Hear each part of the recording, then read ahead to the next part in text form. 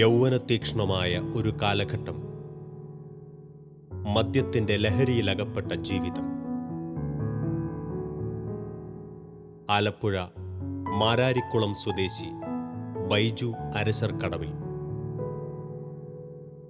വിവാഹ ജീവിതത്തിലേക്ക് പ്രവേശിക്കുന്നതിന് മുൻപ് വഴിപിഴച്ച സൗഹൃദങ്ങളോടൊപ്പം ഉന്മാദിയായി കഴിഞ്ഞ കറുത്ത ദിനങ്ങൾ ഓർത്തെടുക്കുന്നു. 1985-86 കാലയളവിലാണ് ഞാൻ മദ്യം ടേസ്റ്റ് ചെയ്യുന്നത്. അല്പമാണെന്ന് ആദ്യമേ തുടങ്ങുന്നതെങ്കിലും പിന്നീട് ഇതിനൊരു അഡിക്ഷൻ എന്ന് പറയാൻ പറ്റത്തില്ല, എന്നാൽ ഇതില്ലാത്ത ദിവസങ്ങളുമില്ല. ഞാനന്ന് 10ാം ക്ലാസ്സിൽ പഠിച്ചുകൊണ്ടിരിക്കുന്ന സമയമാണ്.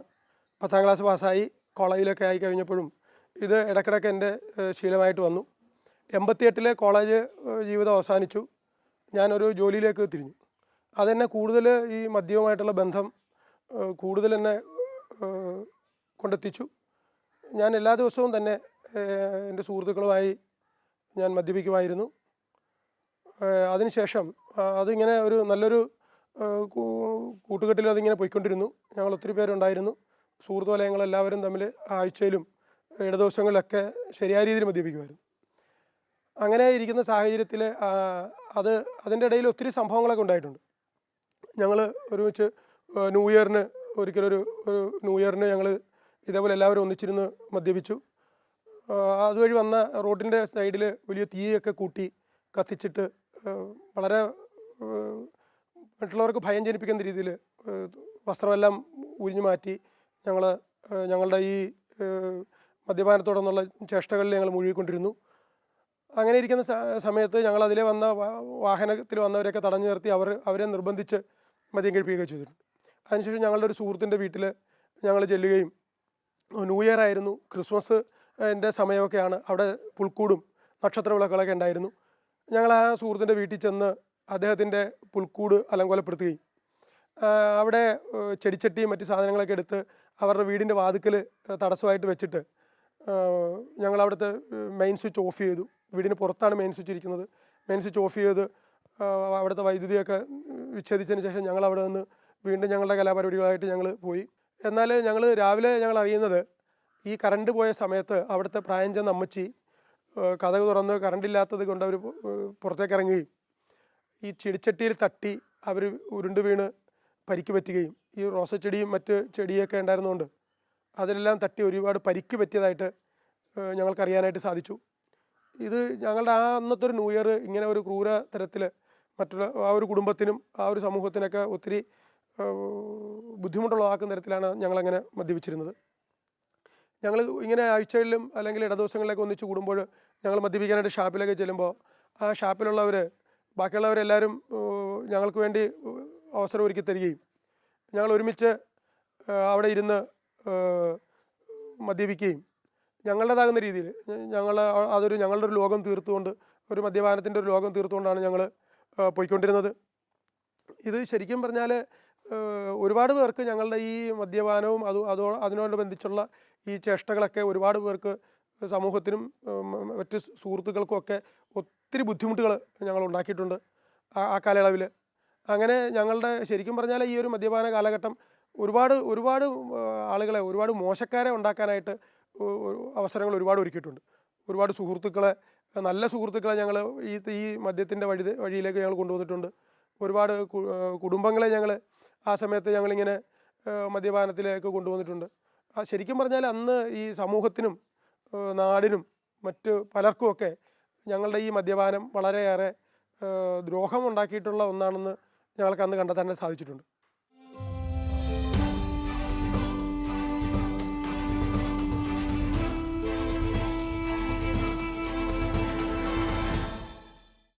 എൻ്റെ പേര് ജോൺ. ബൈജുവിനെ അറിയുന്നതെന്ന് പറഞ്ഞാൽ ഏകദേശം 88 ഞാൻ ഓർക്കുന്നത്. 88 ബൈജു SLC മാരാരിക്കുളം സെൻട്രൽ സ്കൂളിൽ ഏറ്റവും നല്ല മാർക്കോടുകൂടെ അന്ന് SLCക്ക് പാസ് ക്ലാസ് വാങ്ങിക്കാന്നൊക്കെ പറയുമ്പോൾ ഭയങ്കര പേരും പ്രശസ്തിയാണ്. ഏറ്റവും നല്ല കുട്ടി എന്ന രീതിയിൽ വന്ന് അങ്ങനെയാണ് ബൈജുവിനെ പരിചയപ്പെടാനും ഒക്കെയുള്ള സന്ദർഭം ഉണ്ടായത്. പിന്നെ അതിനുശേഷം ഈ യുവാവായ തൊഴിൽ മേഖലയിലേക്ക് വന്നപ്പോൾ ബൈജുവിൻ്റെ സ്വഭാവങ്ങളൊക്കെ താനെ മാറി വളരെ മോശമായ രീതിയിൽ അമിതമായ മദ്യപാനം, മദ്യപാനത്തിന് അഡിക്റ്റായിട്ടൊക്കെ ഒത്തിരി ഞങ്ങൾ മീൻ ബിസിനസ് സംബന്ധമായിട്ടും മറ്റു പല സന്ദർഭങ്ങളിലൊക്കെ ഞാൻ മീൻ ബിസിനസ് ചെയ്യുന്ന ഒരാളാണ്. ആ മീൻ ബിസിനസ്സിന് കൂടെ ഒരു സഹായം എന്ന രീതിയിലൊക്കെ ബൈജു എൻ്റെ കൂടെ വന്നിട്ടുണ്ട്. പ്രായത്തിന് ചെറുതാണെങ്കിലും പക്ഷേ ഒത്തിരി സന്ദർഭങ്ങളിലൊക്കെ വളരെ മദ്യപാനത്തിനൊക്കെ അടിമയായിട്ടും വളരെ മോശമായ സ്വഭാവങ്ങളും മറ്റുള്ളവർക്ക് വളരെ ഏതൊക്കെ രീതിയിൽ ഉപദ്രവങ്ങൾ ഉണ്ടാക്കാവുന്ന രീതിയിലൊക്കെ ഉപദ്രവകരമായും മോശമായ രീതിയിലൊക്കെയാണ് ബൈജു മുൻകാലങ്ങളിലൊക്കെ മുന്നോട്ട് പോയിട്ടുള്ളത്. എൻ്റെ വീടിന് തൊട്ടുകിഴക്ക് വശത്ത് ARD 197 എന്ന് പറഞ്ഞ റേഷൻ കട ഉണ്ടായിരുന്നു. ജനക്ഷേമം എന്നാണ് ഈ സ്ഥലത്തെ അറിയപ്പെടുന്നത്. ആ സ്ഥലത്ത് രാവിലെ മുതൽ ഇന്നും ഇന്നിപ്പോഴും അത് ഫേമസായ സ്ഥലമാണ്. ഇന്നും വ്യവസായ സംരംഭങ്ങളൊക്കെ ഒത്തിരി ഉള്ള സ്ഥലമാണ്. അന്നും അതുപോലെ തന്നെ ആ സന്ദർഭങ്ങളിൽ ആ റേഷൻ വാങ്ങിക്കുന്നതിനും പലചരക്ക് കച്ചവടം, ജവളിക്കട ഇങ്ങനെയുള്ള സ്ഥാപനങ്ങൾ നിലനിന്ന സ്ഥലമാണ്. ആ സ്ഥലങ്ങളിൽ ബൈജു രാവിലെ വന്നിരുന്നാൽ പൊതുശല്യം. ബൈജുവിൻ്റെ കൂടെ കുറച്ച് ഗ്യാങ്ങുകളുണ്ട്. ആ കമ്പനിക്കാരെല്ലാം കൂടെ വന്നിരുന്ന് പരസ്യമായിട്ട്, ഇന്നൊക്കെ പരസ്യമായിട്ടിരുന്ന് മദ്യപിക്കുന്നതൊക്കെ ശിക്ഷാർഹം വാങ്ങിക്കാൻ കഴിക്കില്ല. അന്നൊക്കെ പരസ്യമായിട്ട് ആ കടയെന്ന് പറയുമ്പോൾ ഒത്തിരി നീളവും വീതിയൊക്കെ ഒരു വലിയ കടയാണ്. അതിൻ്റെ തിണ്ണയിൽ അങ്ങ് രാവിലെ മുതൽ ഇരുന്നുകൊണ്ട് രാവിലെ വന്നിരുന്ന് കഴിഞ്ഞാൽ ഏതാണ്ട് രാത്രിയായി 8 മണി ആയാലും ബൈജുവിൻ്റെ കമ്പനിക്കാരെയും കാണും. ബൈജുവിനെ സംബന്ധിച്ച് എല്ലാ സമയത്തും അവിടെ ഉണ്ടാവും. അമിതമായി കുടിച്ചുകൊണ്ടും പൊതുവെ ശല്യം ഉണ്ടായിക്കൊണ്ട് ഏതെങ്കിലും വഴക്കും വയ്യാവില്ല ആരെങ്കിലുമായിട്ടൊക്കെ. വഴക്കുകളെ സംബന്ധിച്ച് പറയാനാണെങ്കിൽ എണ്ണിയാൽ എത്രയെന്ന് പറയാൻ പറ്റില്ല. ആരുടെയെങ്കിലും കഴുത്തേ കയറി എന്തെങ്കിലും പ്രശ്നങ്ങളുണ്ടാക്കി വളരെ മോശമായൊക്കെ രീതിയിൽ ഒക്കെ ആയിരുന്നു അന്നത്തെ കാലഘട്ടം. സാധനം മേടിക്കാൻ വരുന്നവരാ കമൻറ്റുകൾ പറയുക, ശല്യപ്പെടുത്തുക, മോശമായ രീതിയിലൊക്കെ അവരോട് പെരുമാറുക, ഒത്തിരി അപ്പോൾ കടയുടെ ഓണറൊക്കെ ഇവിടുന്ന് പൊതുശല്യമായിട്ട് ഇവിടുന്ന് ഓടിച്ച് കളയുന്നതിന്, അകത്തി കളയുന്നതിന് രാവിലെയൊക്കെ ചിലപ്പോൾ വെള്ളം കോരി ഒഴിക്കും, അല്ലെങ്കിൽ ആ റേഷൻ കടയിലാണ് മണ്ണെണ്ണ എടുത്ത് ഒഴിക്കും വന്ന് ഇരിക്കാതിരിക്കുന്നതിന് വേണ്ടിയിട്ട്.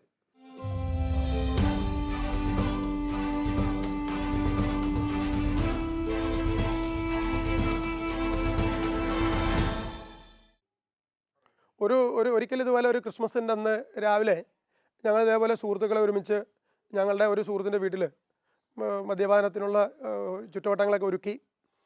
അന്ന് പള്ളിയിൽ നിന്ന് ഞങ്ങൾ രാവിലെ മുതൽ ഞങ്ങളെല്ലാവരും നല്ല ഫോമിലാണ്. ഉച്ച കഴിഞ്ഞപ്പോഴത്തേക്കും പള്ളിയിൽ നിന്ന് ക്രിസ്മസ് കരോളും അതിനോടനുബന്ധിച്ചുള്ള ഘോഷയാത്ര ഞങ്ങൾ കാണാനിടയായി. ഈ ഒരു ഘോഷയാത്ര വരുമ്പോൾ ശരിക്കും പറഞ്ഞാൽ ഞങ്ങൾ അന്ന് സമൂഹത്തിൽ അത്യാവശ്യം അറിയപ്പെടുന്ന രാഷ്ട്രീയ മേഖലയിലൊക്കെ പ്രവർത്തിക്കുന്നതുകൊണ്ട് അറിയപ്പെടുന്ന ചെറുപ്പക്കാരാണ്. പക്ഷേ ഞങ്ങളുടെ അന്ന് അവിടെ ഞങ്ങൾ എല്ലാവർക്കും ഒരു ബുദ്ധിമുട്ടുള്ളതാക്കുന്ന തരത്തിൽ ഇത് വരുമ്പോൾ അതിനെ കളിയാക്കുകയും അല്ലെങ്കിൽ അതിനെ ആ തരത്തിലുള്ളൊരു പ്രവൃത്തി ഞങ്ങൾക്ക് ഇഷ്ടമല്ലാത്തത് കൊണ്ട് ഞങ്ങൾ അവർക്ക് ബുദ്ധിമുട്ടുണ്ടാക്കുന്ന എന്തൊക്കെ ചെയ്യാൻ പറ്റുമോ ആ തരത്തിലൊക്കെ ഞങ്ങൾ ചെയ്തുകൊണ്ടാണ് ഞങ്ങളവിടെ അന്ന് ചിലവഴിച്ചത്. അതിനുശേഷം ഞങ്ങൾ വൈകുന്നേരം ആയപ്പോൾ ഞങ്ങൾ പോയി ഒരു തെങ്ങിൽ നിന്ന് കള്ള് ഊറ്റാമെന്ന് തീരുമാനിച്ചു. അങ്ങനെ ഞങ്ങൾ ചെന്ന് ആ തെങ്ങിലെ ചെത്തുകാരൻ്റെ കള്ള് പല ദിവസങ്ങളിലും ഇങ്ങനെ മോഷണം പോയിക്കൊണ്ടിരിക്കുന്നൊരു സമയമാണ്. അപ്പോൾ ഞങ്ങളിങ്ങനെ ഒരാൾ തെങ്ങിൽ കയറിപ്പോയി ബാക്കിയുള്ളവർ താഴെ നിന്നു. കുറച്ച് സമയം കഴിഞ്ഞപ്പോഴത്തേക്കും ഈ ചെത്തുകാരൻ അവിടെ വന്നു. അയാൾ വന്നിട്ട് ഞങ്ങളെ കൂടെ വന്നവരെല്ലാവരും ഓടിച്ചിട്ടു. മേളിൽ ഇരുന്ന ആളെ ഇറങ്ങി വന്നപ്പോൾ അയാളെയും പിടിച്ചു. ഞങ്ങൾക്കത് വളരെയേറെ ബുദ്ധിമുട്ടും അപമാനവും ഉണ്ടാക്കുന്ന ഒരു സംഭവമാക്കി അതിനെ മാറ്റി. പിന്നൊരിക്കൽ ഞങ്ങൾ ഇതേപോലെ ഞങ്ങൾ സുഹൃത്തുക്കളൊന്നിച്ച് മദ്യപിക്കാനായിട്ട് ചെന്നപ്പോൾ ഞങ്ങൾ ബന്ധുക്കളൊക്കെ ചിലരൊക്കെ അതിലെ വരുന്ന കണ്ടപ്പോൾ ഞങ്ങൾ ഷാപ്പിലെ ബെഞ്ചിൻ്റെയും ഡെസ്കിൻ്റെയൊക്കെ അടിയിൽ കയറിയിരുന്ന് ഷാപ്പുകാരൻ ഞങ്ങളെ തുണിയും മറ്റു സാധനങ്ങളൊക്കെ ഇട്ട് മൂടി ഞങ്ങളവിടെ ഇരുത്തി. ഒരു 2 മണിക്കൂർ നേരം കൊട്ടയുടെയും ഈ തുണിയുടെയൊക്കെ ഉള്ളിലിരുന്ന് വിയർത്തൊലിച്ച് പുറത്തിറങ്ങിയ സംഭവങ്ങളും ഒക്കെ ശരിക്കും പറഞ്ഞാൽ ആ ഒരു കാലയളവിൽ ഈ മദ്യപിക്കുമ്പോൾ നമ്മുടെ ശരീരത്തെ അല്ലെങ്കിൽ നമ്മൾക്കുണ്ടാകുന്ന ഈ ബുദ്ധിമുട്ടുകളോ പ്രശ്നങ്ങളോ ഞങ്ങൾക്കൊരു കാര്യമാക്കാതെയാണ് ഞങ്ങൾ ചെയ്തുകൊണ്ടിരുന്നത്. ആ സാഹചര്യത്തിൽ ഒരുപാട് ശരീരം മോശമാകുന്ന തരത്തിൽ ഒരുപാട് കാര്യങ്ങളൊക്കെ വന്നിട്ടുണ്ട്. പക്ഷേ അത് അപ്പോഴൊന്നും ഞങ്ങൾക്കത് ഫീൽ ചെയ്യാൻ സാധിച്ചിട്ടില്ല. കാരണം ഞങ്ങളിൽ കിടക്കുന്ന മദ്യവും ഞങ്ങളെ ഭരിക്കുന്ന ആ ശക്തിയുമൊക്കെ ആ സമയത്ത് ഞങ്ങളെ അതൊരു കാര്യമായിട്ട് ഞങ്ങൾക്ക് തോന്നാൻ പറ്റാത്ത തരത്തിലാണ് ഞങ്ങൾ നയിച്ചുകൊണ്ടിരുന്നത്. ഇതൊരു വളരെയേറെ ഒരു ഭീകരമായ ഒരു അന്തരീക്ഷം എല്ലാ തരത്തിലും ഞങ്ങളുടെ കുടുംബത്തിൽ ഞങ്ങളുടെ ചുറ്റുവട്ടത്തിൽ ഒക്കെ ഒരു ഭീകരമായ ഒരു അന്തരീക്ഷമാണ് ഇതുമൂലം ഉണ്ടായിക്കൊണ്ടിരുന്നത്. അങ്ങനെ ഇത്രയും ഞങ്ങൾ ഈ പ്രശ്നക്കാരായിട്ടിരിക്കുന്ന സാഹചര്യത്തിലാണ് ഞങ്ങളുടെ ഒരു സുഹൃത്ത് ഞങ്ങളോട് വന്നിട്ട് അന്ന് ഡിവൈൻ ധ്യാന മന്ദിരത്തിൽ വളരെയേറെ പേര് ധ്യാനിക്കാൻ ചെല്ലുകയും അവർക്ക് ഒരുപാട് അനുഭവങ്ങളുണ്ടാകുകയും അവരൊക്കെ ഈ വഴിയിൽ നിന്നും തിരിഞ്ഞു പോകുന്നതൊക്കെ അറിയാനായിട്ട് ഞങ്ങൾക്ക് സാധിച്ചത്.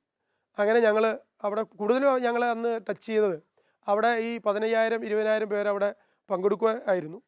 പക്ഷെ അവരെല്ലാം ആഹാരം കഴിച്ചു തീരുന്നത് അരമണിക്കൂർ സമയം കൊണ്ടാണ് ആഹാരം കഴിച്ചു പോകുന്നതെന്നുള്ളതാണ് ഞങ്ങൾക്കറിയാൻ സാധിച്ചത്.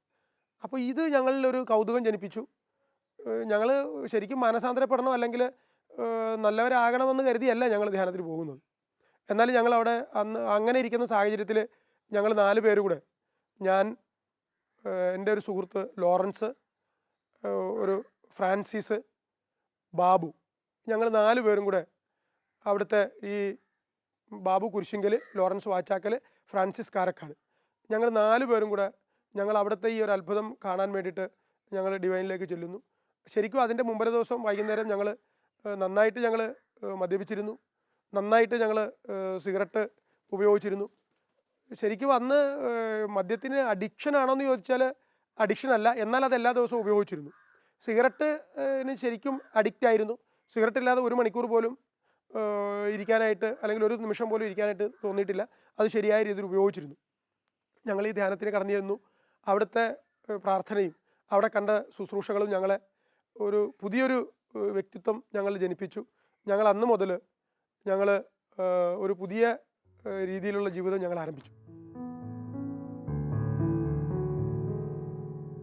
ഒരു കൗതുകത്തിൻ്റെ പേരിൽ കൂട്ടുകൂടി ഡിവൈൻ ധ്യാന കേന്ദ്രത്തിലെത്തിയ ബൈജുവും കൂട്ടരും ദൈവാത്മാവിൻ്റെ ഒരു പുതുപുത്തൻ സ്നാനാനുഭവത്താൽ നിറഞ്ഞു. പിന്നീടങ്ങോട്ട് മദ്യം അവരുടെ പൊതുശത്രുവായി. സഭയോട് ചേർന്ന് ദൈവഹിതാനുസരണമുള്ള ഒരു ജീവിതമാണ് പിന്നീടങ്ങോട്ട് കാണാനായത്.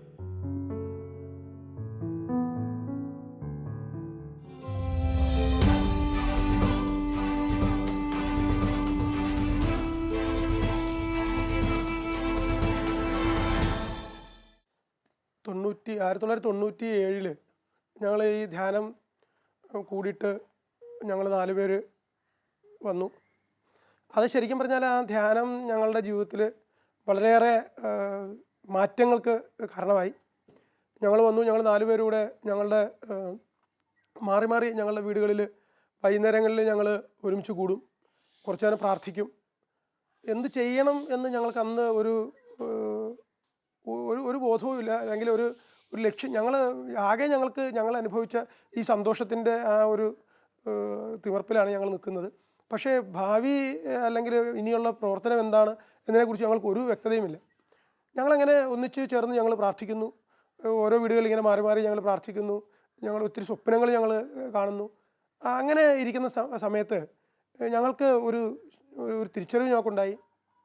എന്തുകൊണ്ട് നമ്മൾ അനുഭവിച്ച ഈ ഒരു സന്തോഷം അല്ലെങ്കിൽ ഈ ഒരു മാറ്റം നമ്മളുടെ ഇടവകയിൽ, നമ്മുടെ സമൂഹത്തിൽ, നമ്മുടെ അയൽപ്പക്കത്ത് എന്തുകൊണ്ട് എത്തിച്ചുകൂടാ? ഞങ്ങൾ അങ്ങനെ ആ ഒരു ചിന്ത ഞങ്ങൾ കുറേ കാര്യങ്ങൾക്ക് വേണ്ടി ഒരു പ്ലാനിങ് തയ്യാറാക്കാനായിട്ട് ഞങ്ങൾക്ക് അവസരം ഉണ്ടായി. അങ്ങനെ ഞങ്ങളിരുന്ന് പ്രാർത്ഥിച്ചു. ഞങ്ങൾ കണ്ടെത്തി നമ്മളുടെ ഈ മേഖലയിൽ ഇത് മത്സ്യത്തൊഴിലാളി മേഖലയാണ്. അപ്പോൾ സാമ്പത്തികമായ പിന്നോക്കം നിൽക്കുന്ന അവസ്ഥ ഉണ്ട്, പണത്തിൻ്റെ മറ്റു കാര്യങ്ങൾക്ക് ദാരിദ്ര്യമുണ്ട്. അപ്പോൾ ഇവരെ ഒരുമിച്ചെടുത്ത് അന്ന് ധ്യാനം കൂടാനായിട്ട് ഒരാൾക്ക് 160 രൂപയോളം ഡിവൈനിൽ കൊടുക്കണം. അന്ന് ചാലക്കുടി വരെ എത്താനായിട്ട് 100 രൂപയോളം വാഹനത്തിന് അപ്പ് ആൻഡ് ഡൗൺ ആകും. അപ്പോൾ 260 രൂപയോളം ആകും. ഇനി അവിടെ നിന്ന് എന്തെങ്കിലും സാധനങ്ങൾ വാങ്ങിക്കണമെങ്കിൽ, അത്യാവശ്യം ബൈബിളോ അല്ലെങ്കിൽ പാഠ്യപുസ്തകമോ എന്തെങ്കിലും വാങ്ങിക്കണമെങ്കിൽ അതിന് പൈസ. അപ്പോൾ എല്ലാം എങ്ങനെയാണെങ്കിലും ഒരു 100-300 രൂപയുടെ ചിലവ് വരും.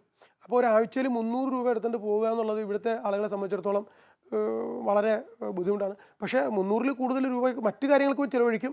എന്നാൽ ഈ വക കാര്യങ്ങൾക്ക് 300 രൂപ ഒരുമിച്ചെടുക്കുക എന്നൊക്കെ പറയുമ്പോൾ അതൊരു തടസ്സമായിട്ട് പറയും. അപ്പോൾ ഞങ്ങൾ കണ്ടെത്തി ഇത് ആളുകൾക്ക് ബുദ്ധിമുട്ടില്ലാത്ത തരത്തിൽ ഇതിനെങ്ങനെ അവരെ ഈ ധ്യാനത്തിൽ പങ്കെടുപ്പിക്കാം. അങ്ങനെ ഞങ്ങളിരുന്ന് പ്രാർത്ഥിച്ചു.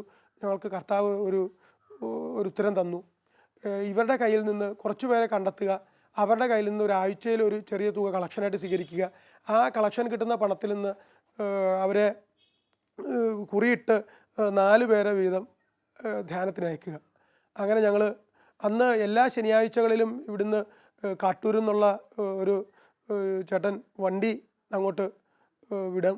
അദ്ദേഹത്തിൻ്റെ വണ്ടിയിൽ കയറ്റി വിട്ടാൽ അവർ പോയി തിരിച്ച് പിറ്റേ ശനിയാഴ്ച വീണ്ടും പോയിട്ട് തിരിച്ചു വരുമ്പോൾ ആ വണ്ടിയിൽ തന്നെ അവർക്ക് തിരിച്ചു വരാം.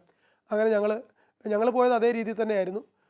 അങ്ങനെ ഞങ്ങൾ ഈ ആളുകളെ ഞങ്ങൾ ഓരോ വീടുകളിൽ കയറി ഇറങ്ങി ഇങ്ങനെ അവരോട് പറഞ്ഞു, ഇങ്ങനെ ഈ നിങ്ങൾക്ക് ഡിവൈനിൽ പോയി ധ്യാനിക്കാനുള്ള ഒരു അവസരം വന്നിട്ടുണ്ട്. വളരെ സന്തോഷകരമായ ഒരു കാര്യമാണത്. പക്ഷേ സാമ്പത്തിക ബുദ്ധിമുട്ടുണ്ടെങ്കിൽ അത് തീർക്കാനായിട്ട് നിങ്ങൾ ആഴ്ചയിൽ 10 രൂപ വെച്ച് തന്നാൽ മതി. അങ്ങനെ 10 രൂപ വെച്ച് കിട്ടുന്ന പൈസ ശേഖരിച്ച് നിങ്ങൾക്ക് നിങ്ങളിൽ നിന്ന് കുറിയെടുക്കുന്ന ആൾ ഞങ്ങൾ അറിയിക്കും. ഒരാഴ്ച മുമ്പ് നിങ്ങൾ ഓരോ അറിയിക്കും. അങ്ങനെ ആ ഒരാഴ്ച കൊണ്ട് നിങ്ങൾ പോയി നിങ്ങൾ തയ്യാറാകുക. അടുത്ത ശനിയാഴ്ച ഉച്ചയ്ക്ക് രാവിലെ 7 മണിക്ക് നിങ്ങൾ പോവുക. അപ്പം അങ്ങനെ ഞങ്ങളത് അവരോട് പറഞ്ഞു. ആ രീതിയിൽ അവർ ഞങ്ങൾ പോയി കുറേ വീടുകൾ ഇങ്ങനെ കയറി ഇറങ്ങി. ആ വീടുകളിലൊക്കെ ഞങ്ങൾ ചെന്ന് സംസാരിച്ചവരെല്ലാവരും അത് പോസിറ്റീവായിട്ടാണ് കണ്ടത്. ഞങ്ങളുടെ ഈ ജനക്ഷേമം എന്ന് പറയുന്ന ആ ഒരു ചുറ്റുവട്ടത്തിലുള്ള കുറച്ച് വീടുകളിലാണ് ഞങ്ങൾ കയറി ഇറങ്ങിയത്. അങ്ങനെ ഞങ്ങൾ കുറേ വീടുകൾ കയറി, ആ കുറേ പേരെ കണ്ടു. അന്ന് കുറേ പേര് ഞങ്ങളോട് സഹകരിച്ചു. അങ്ങനെ പിറ്റേ ആഴ്ച മുതൽ ഏതാണ്ട് ഒരു ജൂലൈ മാസമാണെന്ന് എനിക്ക് തോന്നുന്നു, ആ സമയങ്ങൾ മുതൽ ഞങ്ങൾ ഇങ്ങനെ കുറിയെടുക്കുന്നു, അവരെ പോയി കണ്ട് പറയുന്നു. എല്ലാ ആഴ്ചയിലും എല്ലാ ഞായറാഴ്ചയും കളക്ഷന് പോകുന്നു. 10 രൂപ ഒരു വ്യക്തിക്ക് 10 രൂപ. അപ്പോൾ ഒരു കുടുംബത്തിന് 2 പേരുണ്ടെങ്കിൽ 20 രൂപ. ഇങ്ങനെയാണ് ഞങ്ങൾ വാങ്ങിക്കുന്നത്. അങ്ങനെ വികാരിയച്ഛൻ്റെ കയ്യിൽ നിന്നൊരു ലെറ്റർ വാങ്ങിക്കും. ഈ ലെറ്ററിൽ അവിടെ അത് കൊടുത്താൽ അവിടെ ഒരു ചെറിയൊരു കൺസെഷൻ ലഭിക്കും. ഇതെല്ലാം കൂടെ ചേർത്തുകൊണ്ട് ഞങ്ങൾ ഈ ഒരു പദ്ധതി ഞങ്ങൾ ആരംഭിച്ചു.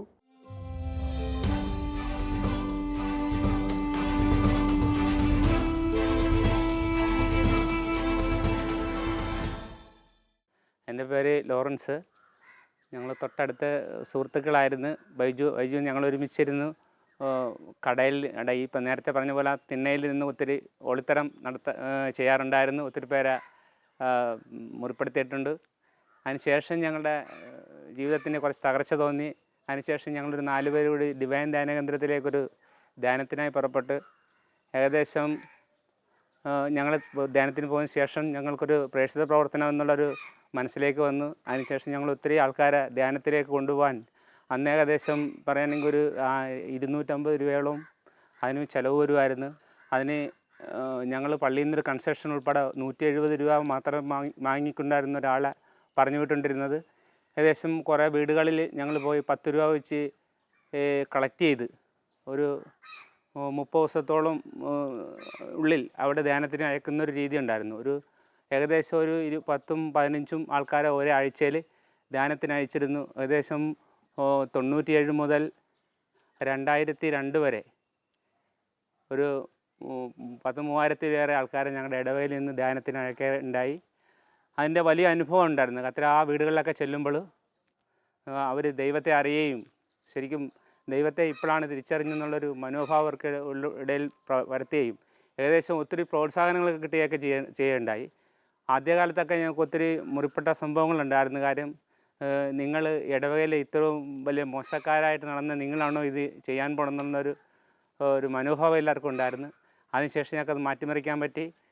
അതിനുശേഷം ഞങ്ങൾ ഈ 4 പേരുടെ ആ പ്രവർത്തനം വലിയ പ്രവർത്തനമായിട്ട് മാറി.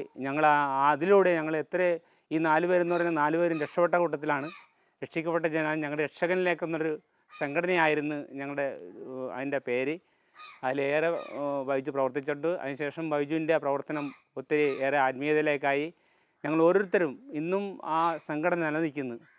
ഇന്നും ആത്മീയപരമായ പ്രവർത്തനങ്ങളിൽ ഏറ്റവും മുൻതൂക്കം കൊടുക്കുന്നു. രോഗസഹായം ചെയ്യുന്നുണ്ട്. അതിലേറെ ആത്മീയമായിട്ട് ഒത്തിരി പ്രാർത്ഥനകൾ സംഘടിപ്പിക്കുന്നുണ്ട്. ഞങ്ങളുടെ കൊന്തയ്ക്കൊക്കെ നന്നായിട്ട് ഞങ്ങൾക്ക് പ്രാർത്ഥിക്കാനും പ്രവർത്തിക്കാനും ഒക്കെ ഉണ്ട്. ഇന്നും ആ സംഘടന നിലനിൽക്കുന്നുണ്ട്. ബൈജുവിനെ കുറിച്ച് പറയുകയാണെങ്കിൽ എല്ലാ ദിവസവും അതിരാവിലെ ദേവാലയത്തിൽ വരികയും വിശുദ്ധ ബലിക്ക് അരമണിക്കൂർ മുമ്പ് ദേവാലയത്തിലെത്തുകയും വിശുദ്ധ കുർബാനയിൽ പങ്കെടുത്ത് ദിവ്യകാരുണ്യം സ്വീകരിച്ച് ആ ശക്തിയുമായിട്ട് സമൂഹത്തിലേക്ക് ഇറങ്ങുന്ന വ്യക്തിയാണ് ശ്രീ ബൈജു.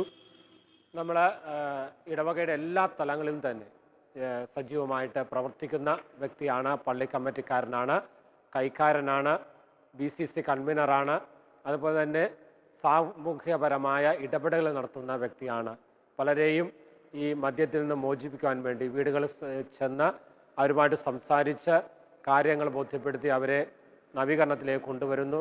വളരെ പ്രശ്നങ്ങളുണ്ടാകുമ്പോൾ അതിലിടപെടുന്നു. അതുപോലെ തന്നെ പലരെയും ധ്യാനത്തിന് പറഞ്ഞയക്കുകയും അവരെ നല്ല വ്യക്തികളായിട്ട് മാറ്റുകയും ചെയ്യാറുണ്ട്. ഇങ്ങനെ കുടുംബങ്ങൾ തമ്മിലുള്ള പ്രശ്നങ്ങളായാലും അതുപോലെ തന്നെ വിവാഹ ബന്ധത്തിലുണ്ടാകുന്ന പ്രശ്നങ്ങളായാലും പലപ്പോഴും വൈജുവും അനുജിൻ്റെ അടങ്ങുന്ന ടീമും ചെന്ന് സംസാരിച്ച് അതൊക്കെ പരിഹരിക്കാറുണ്ട്. അതുപോലെ തന്നെ രൂപത മതബോധന കേന്ദ്രത്തിലെ സജീവ പ്രവർത്തകനാണ്. ഇടവകളിൽ പോയി അതിൻ്റെ വിലയിരുത്തലുകൾ നടത്തുന്നതിൽ സജീവ സാന്നിധ്യമാണ് വൈജു.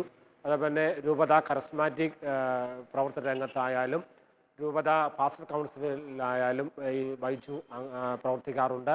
ഇടവകയുടെ ജനങ്ങൾക്ക് എല്ലാവർക്കും തന്നെ സ്വീകാര്യനായ ഒരു വ്യക്തിത്വമാണ് വൈജുവിൻ്റേത്.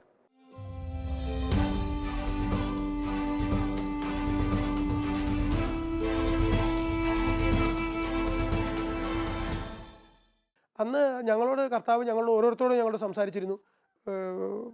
അപ്പോസ്തല പ്രവർത്തനങ്ങൾ 16:31 അന്നൊരു മെസ്സേജായിട്ട് കിട്ടി.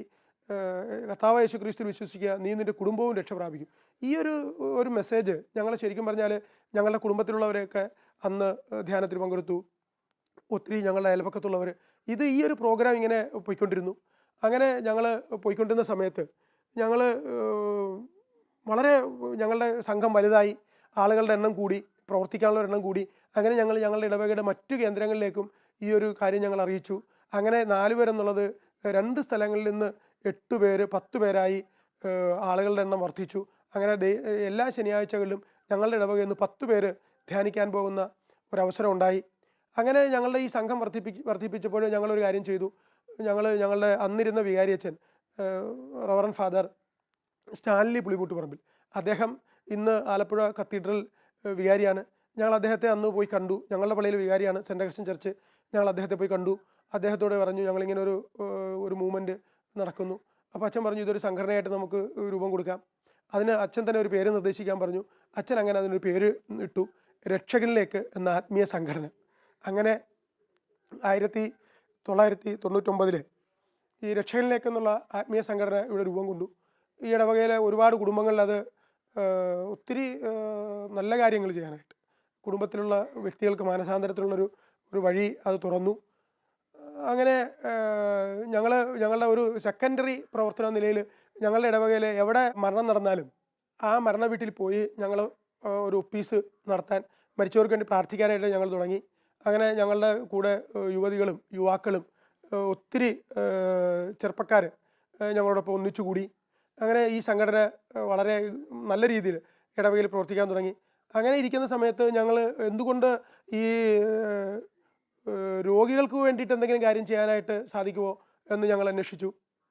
അപ്പോൾ പറഞ്ഞു നമുക്കൊരു രോഗീ സഹായം, ഈ രക്ഷകനിലേക്ക് എന്ന ആത്മീയ സംഘടനയുടെ പേരിൽ ഒരു രോഗീ സഹായം നമുക്ക് ആരംഭിച്ചാലോ. അതിന് ഞങ്ങൾ വഴി കണ്ടെത്തി. സുമനസ്സുകളെ കാണുക, അവർ ഓരോ മാസവും അവർക്ക് തരാൻ പറ്റുന്ന ചെറിയ തുക അത് ഞങ്ങൾ കളക്ട് ചെയ്യുന്നു. എന്നിട്ട് ക്യാൻസർ അതുപോലെ മറ്റ് രോഗങ്ങളായിട്ട് സ്ഥിരമായിട്ട് മരുന്ന് കഴിക്കുന്നവരെയൊക്കെ ഞങ്ങൾ സഹായിക്കാൻ തുടങ്ങി. 500ഉം 1000ഉം കയ്യിൽ വരുന്നത് പോലെ അത് ഈ ഓരോ മാസവും ഞങ്ങൾക്ക് വരുന്നത് പോലെ ഞങ്ങൾ ഓരോരുത്തരുടെയും പോയി കളക്ട് ചെയ്യുന്നു. അത് ഞങ്ങൾ കൊടുക്കുന്നു. കൃത്യമായി കണക്ക് സൂക്ഷിക്കുന്നു. അവരെ ഈ തരുന്നവരെ ഞങ്ങൾ വർഷത്തിലൊരിക്കൽ വിളിച്ചു ചേർക്കുന്നു. അവർക്ക് നിങ്ങൾ തന്ന തുക ഇത്ര, അതിൽ ചിലവഴിച്ച തുക ഇത്ര എന്ന് പറഞ്ഞിട്ട് അവർക്കൊരു കണക്കെഴുതി അവരുടെ മുന്നിൽ ഞങ്ങൾ കൊടുക്കുന്നു. അങ്ങനെ ഈ സംഘടന വളരെ മനോഹരമായിട്ട് പോയിക്കൊണ്ടിരുന്നു. അങ്ങനെ 2000-ൽ വളരെ മനോഹരമായിട്ട് ഇത് പോകുമ്പോഴാണ് 2000-ൽ ഞാൻ ആലപ്പുഴ കാത്തലിക് കരിസ്മാറ്റിക് സോണൽ സേവന സമിതിയുമായിട്ട് എനിക്ക് പരിചയപ്പെടാൻ അവസരമുണ്ടായി.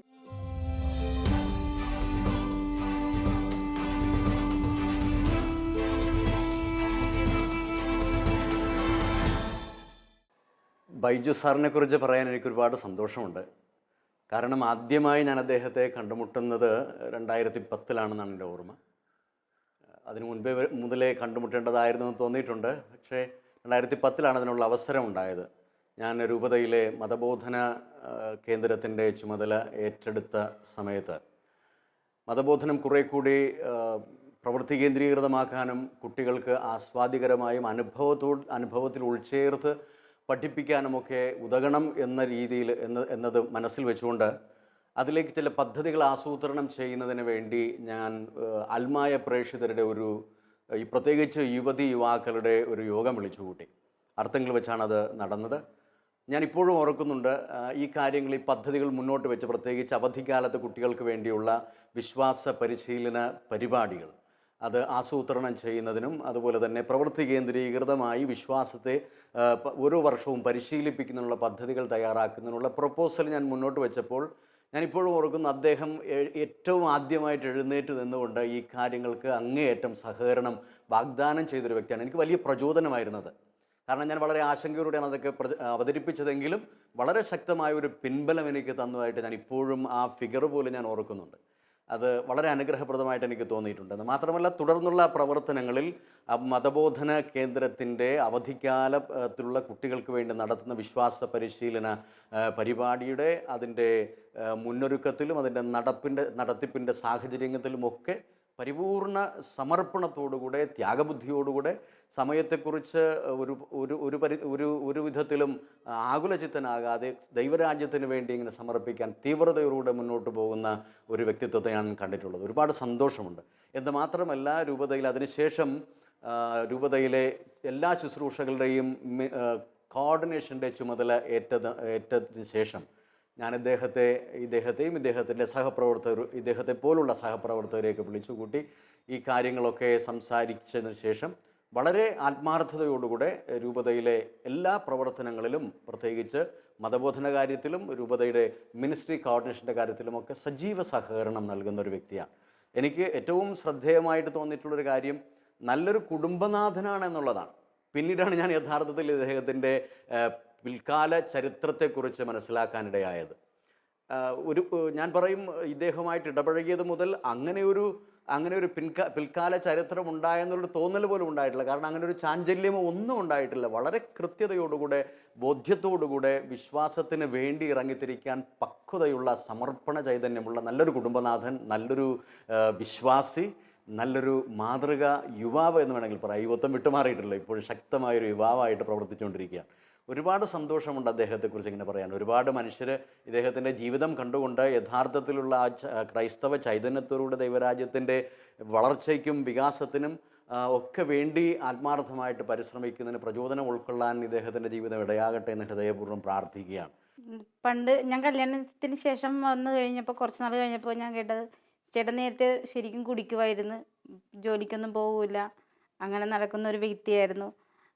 എൻ്റെ കല്യാണത്തിന് ഒരു വർഷം മുമ്പാണ് ചേട്ടൻ ധ്യാനം കൂടി.